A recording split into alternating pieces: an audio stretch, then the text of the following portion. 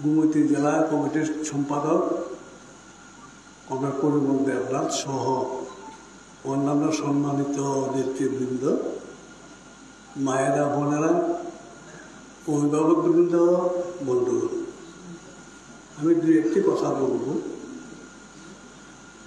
এটা সবাই তো জানেন, আমাদের প্রয়াত নেতা কমরেড বিষ্ণু দত্ত, ওনার উদ্দেশ্যে আমরা এখানে স্মরণসভা করছি। গত 17 তারিখ উনি মারা গেছেন, প্রয়াত হয়েছেন, এবং আমাদের পার্টির তরফ থেকে যারা যারা আমরা সুযোগ পেয়েছেন সবাই মিলে ওদিনকেও ওনার বাড়িতে যাওয়া, ওখান থেকে মির্জা আসা এবং প্রায় 29টি ক্রিয়ার মাঝামাঝি সময় পর্যন্ত আমরা সবাই ছিলাম। একটা বিষয় কংগ্রেস সবাই স্বীকার করবেন যে মৃত্যু তো এটা সবার জন্য অবধারিত। মৃত্যু থেকে রক্ষা করার মতো কোনো সুযোগ নেই, কারো আগে কারো পরে। কিন্তু মৃত্যুটাকে আমরা দুইভাবে দেখা উচিত। একটা মৃত্যু হলো, কোনো মৃত্যুকে আমরা ছোট করে দেখি না, ভাগে করে দেখার কোনো সুযোগ নেই, সব মৃত্যুই দুঃখজনক।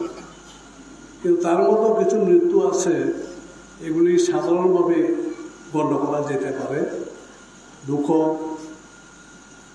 বেদনা এগুলি হয়, কিন্তু কিছু মৃত্যু আছে যেগুলি স্মরণে রাখার মতো মৃত্যু, চিরস্মরণীয় হয়ে থাকার মতো মৃত্যু।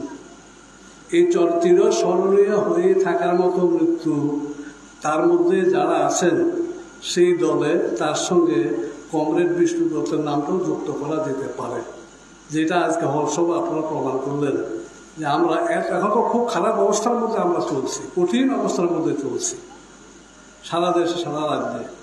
তার মধ্যেও ওনাকে স্মরণ করার জন্য, ওনার স্মৃতির উদ্দেশ্যে একটা ফুল দেওয়ার জন্য যেভাবে হল ভর্তি মানুষ এখানে সমবেত হয়েছেন, এটা প্রমাণ হলো কমরেড বিষ্ণু দত্ত একজন কমিউনিস্ট হিসেবে উনি যে সামাজিক দায়িত্ব, রাজনৈতিক দায়িত্ব পালন করে গেছেন তার চিরস্মরণীয় হয়ে থাকবে, এটা আজকে প্রমাণ করলেন। 2 নম্বর কথা হলো, আমার কমরেড বিষ্ণু দত্তের সঙ্গে আমার ব্যক্তিগত, বেশি বলবো না এগুলি, সম্পর্ক। উনি তখন ডিওয়াইএফআই উদ্যোগের মহকুমা কমিটির সভাপতি ছিলেন। আর কমরেড বাবুল ভদ্র, উনিও প্রয়াত হয়েছেন, উনি ছিলেন মহকুমা কমিটির সম্পাদক। তাদের সঙ্গে আমিও ছিলাম সম্পাদক মণ্ডলীর সদস্য হিসাবে। আগে আমরা যেটা দেখেছি, প্রথমত হলো কমিউনিস্ট পার্টির নীতির প্রতি ওনার ছিল দৃঢ় আস্থা। কোনোদিন এই কমিউনিস্ট পার্টির নীতি থেকে, কি সুখের দিনে, কি আনন্দের দিনে, কি জোট আমলে, কি বিজেপি সন্ত্রাসের রাজত্বে, কোনো সময় ওনার আদর্শ থেকে এক চুল পরিমাণ বিচ্ছিত হয়েছে আমার জানা নাই। আপনাদের জানা আছে কিনা জানাই না, আমার জানা নাই। এ হলো একজন দৃঢ়চেতা কমিউনিস্ট।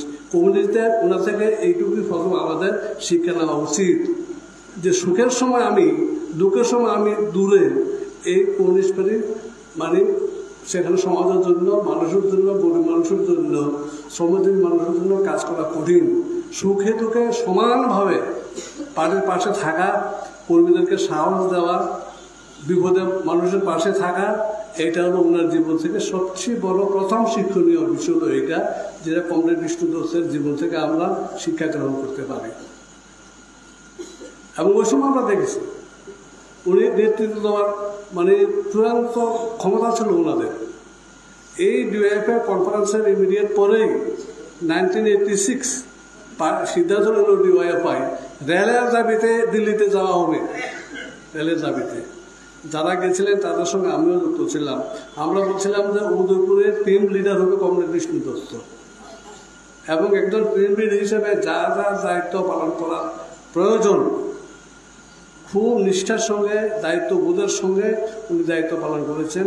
আমরা যাওয়া আসা মাঝখানে কোনো জায়গায় প্রতিনিয়ত আমাদের খোঁজখবরে গেছেন, কোনো অসুবিধা হচ্ছে কী হচ্ছে, কোনো বক্তব্য আছে কিনা, কোনো সমস্যা আছে কিনা, কামরায় কামরায় গিয়ে গিয়ে উনি খবরগুলি রেখেছেন। আমার মনে আছে এখনো পরিষ্কার বিষয়গুলি আর কি।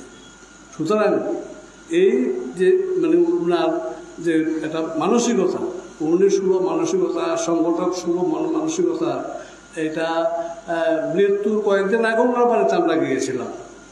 চিন্তা করে দেখুন, তখন ওনার মনের কি জোর, ভাববে না আমি ছিলাম, কবে নিখিল ছিল, কবে মানিক সরকারও ছিলেন, যেন দেখে যাই বিষ্ণুকে একটু দেখবো। ওইখানেও উনি অবস্থা মানে আমরা জানি ওনার শরীর খুব খারাপ, তারপরে মনের সাহস নিয়ে বলছেন তোমরা ভাববে না, তোমরা হতাশ হবে না, আমাদেরকে সাহস দিচ্ছেন, মন ভাঙবে না, আমি সেঞ্চুরি না করে আমি মানে মানে যাবো না পৃথিবী ছেড়ে, সেঞ্চুরি করার পরে আমি চিন্তা করবো কী করবো। মনের দৃঢ়তা, এর কথার অর্থ বলছে ওনার মনে আত্মবিশ্বাস, মনের দৃঢ়তা না আমি বাঁচবো, বাঁচতে হবে, যে সন্ত্রাসের রাজত্ব ত্রিপুরাতে চলছে তা থেকে মানুষকে মুক্ত করা, এটা একজন কমিউনিস্ট হিসাবে আমার দায়িত্ব, আমাকে বাঁচতে হবে। এই মনের দূর থেকে এইরকম মন্তব্য করেছেন। সে কারণেই আমি উনি যখন নাকি কমিউনিস্ট পার্টির বলছে সুপ্রস্তাবের মধ্যে 1973-তে উনি পার্টি মেম্বারশিপ নিয়েছেন, এখানেও শিক্ষা নেওয়ার বিষয় আছে আমাদের। 1973-তে কিন্তু বামফ্রন্ট সরকার নাই, হয় সুকুমার সেন বা শশীল সিং, তাছাড়া দুজনের মধ্যে একজন সরকার ছিল ওইখানে। আগামী 78 সালে বামফ্রন্ট সরকার আসবে এই স্বপ্ন কিন্তু কিছু যতটা দেখেননি। কমিউনিস্ট বামফ্রন্ট এলো কি এলো না, আদর্শটা হলো মেন, আদর্শের উপরে দাঁড়িয়ে ওনারা কমিউনিস্ট পার্টি করেছেন। বামফ্রন্ট সরকার আনতে হবে, তারপরে আমরা সামনের সারিতে দাঁড়িয়ে কমিউনিস্ট পার্টি করবো, এই চিন্তা ছিল না আমরা। এটাও শিক্ষা, সুখে দুঃখে ভালো মন্দ সরকারে থাকা না থাকা এগুলি একদিকে, আর আদর্শের উপরে দাঁড়িয়ে নীতির উপরে দাঁড়িয়ে কমিউনিস্ট পার্টি করা, এটাও কিন্তু বিষ্ণু দত্ত থেকে একটা শিক্ষা, যেটা 1973 সালে সারা ত্রিপুরাতে তখন হাতে গোনা কয়েকটা কমিটি ছিল, সারা দুপুরে মাত্র 3টা লোকাল কমিটি ছিল। মির্জা একটা, মির্জা আজকের মির্জা না, মির্জা কমিউনিস্ট পার্টির ঘাটে সেই 70-এর দশক থেকে মির্জা কিল্লা সারা উদুপুর নিয়ে একটা লোকাল কমিটি, উদুপুর লোকাল কমিটি, এবং ওই সময় এখানে কাজ করেছে। সুতরাং আজকে থেকে আজকে আমরা এইটাই যদি সম্পূর্ণ শিক্ষা নিই যে উনি বলেছেন ভয় পাবে না, সন্ত্রাস চিরস্থায়ী হয় না, আদায় ফিসিবার চিরস্থায়ী হয় না, তাদের একদিন একদিন পতন হবেই, একদিন একদিন ধ্বংস হবেই। যেটা আমরা 88 থেকে 93 দেখেছি, যেটা আমরা PNB সন্ত্রাসবাদীদের দূরত্ব দেখেছি, ঠিকই তারা আজকে নাই। যেটা আমরা একসময় এই বিজেপির এই সন্ত্রাসের রাজত্ব অবসান হবে, তার ধ্বংস হবে, সেটা আমরা দেখব, এই বিশ্বাস ওনার মনের মধ্যে ছিল। সেই জন্য ওনারা আমাদেরকে সেভাবে সাহস দিতেন। তো সে কারণে বলবো ওনাকে আমি শ্রদ্ধা জানাই, স্মরণ করি আমি ওনার পরিবার পরিজনদের প্রতি। ওনারও আদর্শ ছেলে মেয়েদেরকে নীতিগতভাবে সেইভাবে সমৃদ্ধ করে গেছেন ওনার পরিবার লোকজনকে, এই বিশ্বাস আমাদের নিশ্চয়ই আছে।